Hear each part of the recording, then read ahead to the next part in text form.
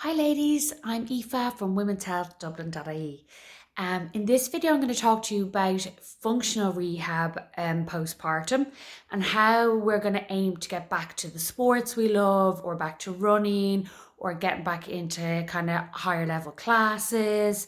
So there's some brilliant return to running guidelines and I will put them up on my page done by Grania Donnelly and the Physio Mom UK and Tom Goon Running Physio. So I'll post them on my page. But what my plan is over the next few weeks is just building myself back up to strengthening my core and ready for kind of higher level exercise if I wanted to run, if I was thinking about going back to sport or HIIT classes or back to the gym, that we need to kind of bridge that gap and grade the exercise. We're all about that as physios, just making it more and more difficult to build our body back up to that pre-pregnancy level. So we've had 9 months of being pregnant. Yes, I did loads of exercise, as you can see on my Instagram.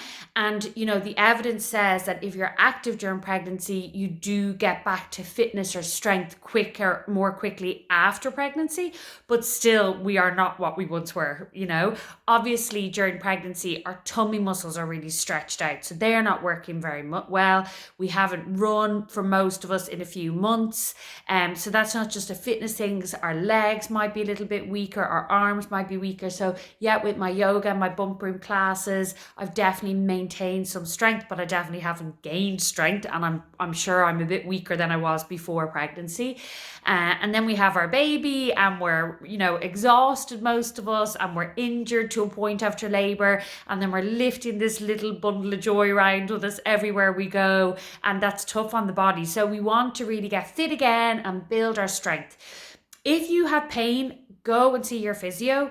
If you can't feel your pelvic floor contract or you don't know if it's relaxing, please go and see a pelvic health physio. So during these exercises, it's really important that you can feel what I'm talking about.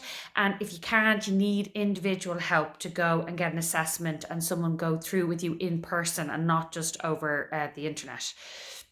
So my plan is I want to go through individual exercises with you. These exercises are going to work on core and pelvic floor and breath work.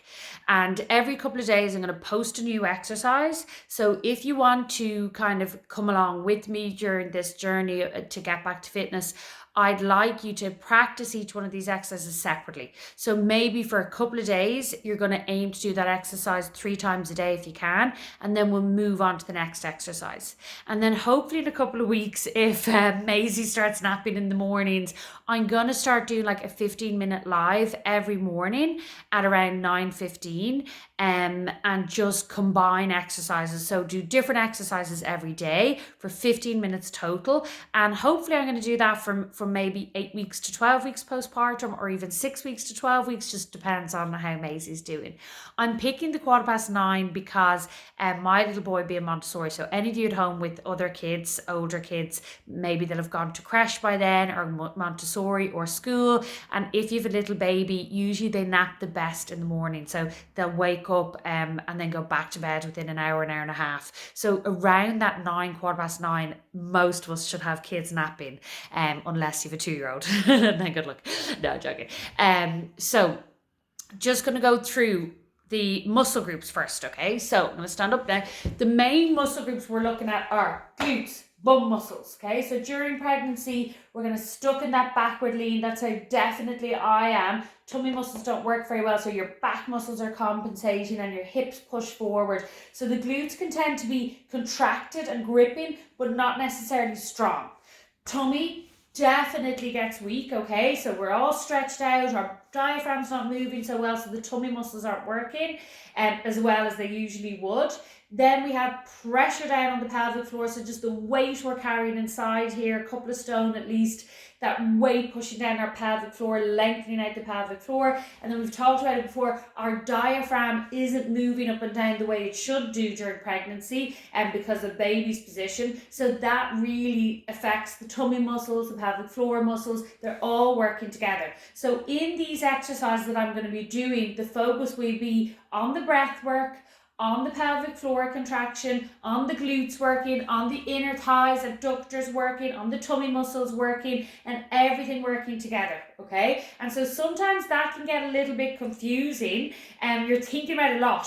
So that's why I'm really suggesting you practice each exercise on its own, listen to the cues I give, listen to watch the demonstration, and try and put it all together so that when I do my lives, you won't feel like you're completely lost. And that's what can happen in Pilates.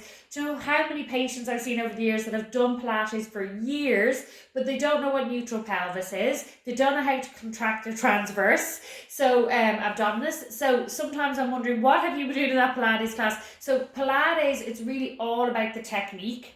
And to get those muscles contracting, you have to be using the right muscles. That's what it's all about. I've done training in Pilates, which is pelvic floor Pilates, where you can combine that pelvic floor activation with the Pilates type exercises. And there's really good evidence to show that that reduces prolapse, reduces incontinence, reduces bladder urgency. So that's what we're trying to do now after having baby, be it C-section or vaginal delivery, that we're just trying to get all these muscles back working before we try and get back running or other sports, as I said. The only prop you're going to need is a mat, or on your floor if it's comfortable. And then I just have a little Pilates ball here. So even if there's a football or a basketball in the house, if not, a yoga block or, a cushion, a rolled up towel. If you're using a rolled up towel, make sure it's big enough and maybe tie it together. So just out of ease, we're going to be putting that between the knees just to do a squeeze, okay? So that's the only really prop you do need. And then I just want to go over briefly the posture. So what I find with pelvic floor is the tilt of the pelvis is really important. And again, in clinic, loads of women find this really hard. We do pelvic tilt and it's like mental block. And they might get it while they're lying on their back. Once we stand up or sit up, they're like, don't know what I'm doing. So again, if you struggle with that, go and see a physio just to get someone's hands on you to really direct you through it, okay?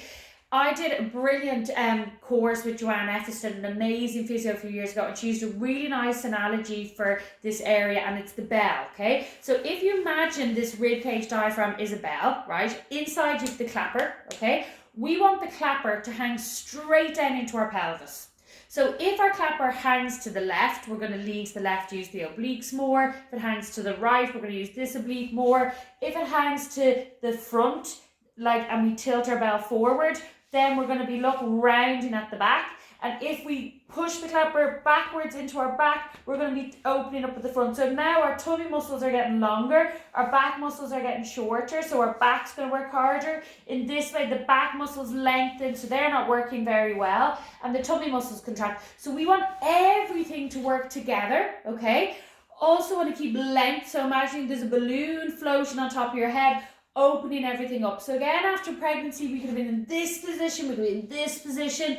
What people don't realize is it's the pelvis tilt and the diaphragm and rib cage tilt that really work everything together in this cylinder. So sometimes when you're trying to get your pelvic floor to contract, if you tilt your pelvis a little bit, you'll find what I like to say the sweet spot where you really feel this engaging of the pelvic floor. So when we're doing the exercises, you might think you're in the right position, but a little tilt or a little correction of the rib cage or the pelvis, and you might feel a much better contraction in those muscles. And because I'm not there with you, you might need proper guidance on that. So again, in person, seeing someone just to find that and get that eureka moment of, oh yeah, that felt so much better, okay? So that's our kind of build up. I'm going to do separate videos for each exercise, and then hopefully in a few weeks I'll start doing the lives every morning and kind of aiming for that 12+ week mark so that everyone's fit and ready to get back to the sports they love, fingers crossed. Obviously, if you've had a C-section or if you've had episiotomy or high-grade tear, it might take longer. So you can follow along and you might find some things are too difficult. Go at your own pace. If you can't hold for 10 seconds, hold for 5. If you can't lift so high, that's fine. So again, I'm just going kind of with my own journey, and then people do have to manage what they're doing themselves or reach out to their physio for proper guidance. So I hope that's helpful. Again, this is our functional rehab plan for the next few weeks. Really exciting. And I hope up to now you've been doing your 10 by 10 seconds 3 times a day and your 10